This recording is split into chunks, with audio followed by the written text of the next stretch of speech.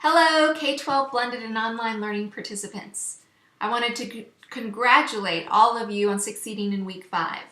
This is our 5th wrap-up video for our class. I want to address what happened in our course this week. This week was not for the casual learner. Each of you are working hard with every intention of achieving the learning objectives we set out to accomplish. I'm impressed. In fact, we kept more students than I anticipated. We still have nearly 1,000 active participants in the course. This past week, we asked you to design a syllabus for a blended or online class. Now, I know this was challenging, but we've had great feedback on the value of this assignment. I was really delighted to see such positive feedback because we haven't even gotten to my favorite assignment yet, which is the development of a learning module, which you'll do in week 7. This week, I didn't hear that any of you were having trouble submitting your syllabus due to any technical issues. If you have any trouble at all, last year we found that just using a different browser solved the problem. As a group, I can see you're clearly excellent problem solvers. Anytime you have trouble with the Coursera LMS, it's nice to let me know about it in the course materials errors discussion forum, but it's critical that you contact Coursera about it.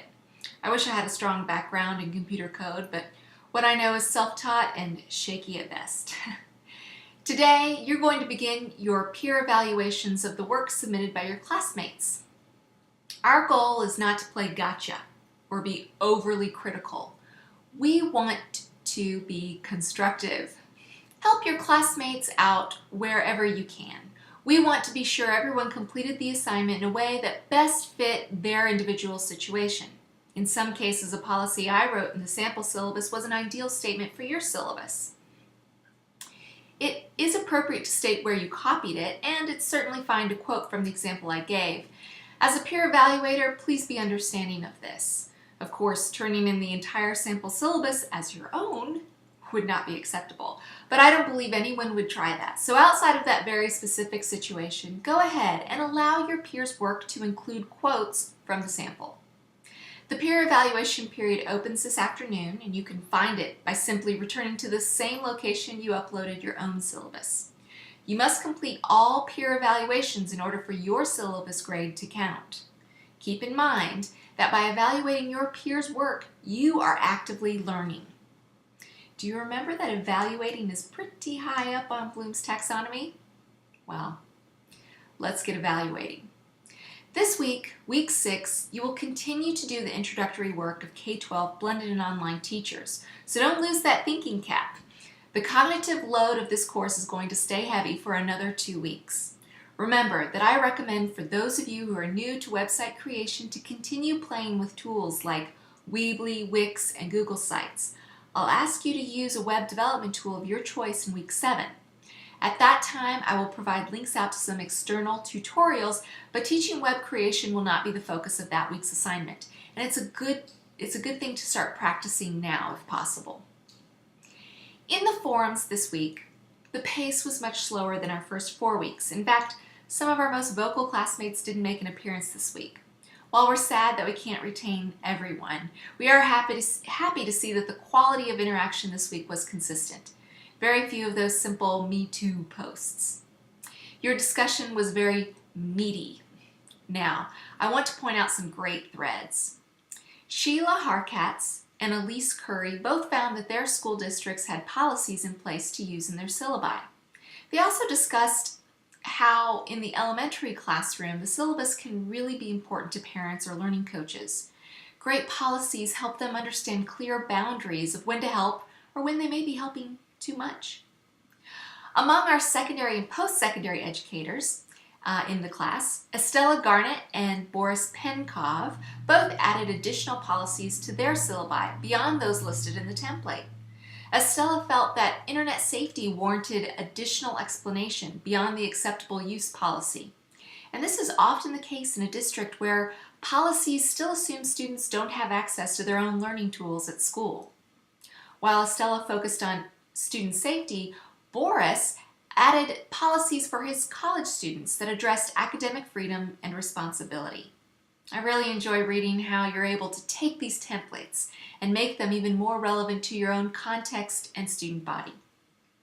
While Jordan and I can't respond to every person individually on the discussion forums, those of you on Twitter or Edmodo are still having great luck at getting your questions directly to us, so keep them coming. I also appreciate those of you who find that your classmates need my attention, and so you make an extra effort to grab my attention on Twitter. It's very effective. Any of you can tweet me directly at Loki Vega, and I saw most of those that posted using one of our course hashtags. Most of our interaction on Twitter this week addressed questions you had about the syllabus, and I was able to get those answers to you right away. If you haven't joined one of our social media tools, it's not required for the class, but it is a great way to feel more connected. Week 6 will resemble last week. In Week 6, you have only a few videos to watch and there's no quiz. Once again, we're stretching to the highest levels of learning and you need to set aside about 10 hours to complete your assignments. After your success this past week, now I know you can do this. You've gained all the knowledge you need in the previous 5 weeks. We're continuing to make use of that knowledge. This week, you'll complete your second active assignment, a unit for a blended or online classroom. Now, you'll start with a unit overview and then you will also plan at least one lesson within that unit. Choose the topic of your unit carefully. It's nice if it's the same unit you mentioned in your syllabus, but this is not required.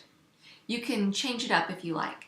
However, you will be developing a lesson that you plan within this unit. That's right, later in week 7, you'll actually create a module of instruction, or we could call it a lesson, based on what you designed this week. The template is long, but you do not have to complete the entire template. Did you hear me? The template is long, but you do not have to complete the entire template. This is explained in the unit plan example. Read the example very carefully before trying to design your own unit, or you might feel lost. We designed the template to help scaffold the process of instructional design without giving you a full course on instructional design. So the template and example are very important once again. You also have a self-evaluation checklist to check your own work with. You only need to spend about an hour or two with the course materials and discussion forums this week. You're going to invest your time on writing your unit plan. You need to carefully read the example, slowly start adding content to your unit plan template. I suggest starting with the sections you find easiest, and then check your work as you go using the evaluation checklist. To get extra help or to ask peers to give it a look, you are welcome to post a link to a draft in Google Docs or your questions in our optional discussion forum for the unit plan. Like last week, your friends can still join our class, however, not for the purpose of earning a statement of accomplishment. They're welcome to join and complete any portion of the course that they like just for the sake of learning. If you have friends who want to be able to earn the statement of accomplishment, they may want to watch the class to be notified when and if it will be offered again. Once again, I want to thank the teaching team, Jordan, Stephanie, and Chris, for a great week. I especially want to thank each of you again for joining our community. I look forward to hearing from you in the discussion forums, Twitter, and Edmodo. Thank you so much for the get well wishes. I am feeling much better. Have a great week 6. Bye, everyone.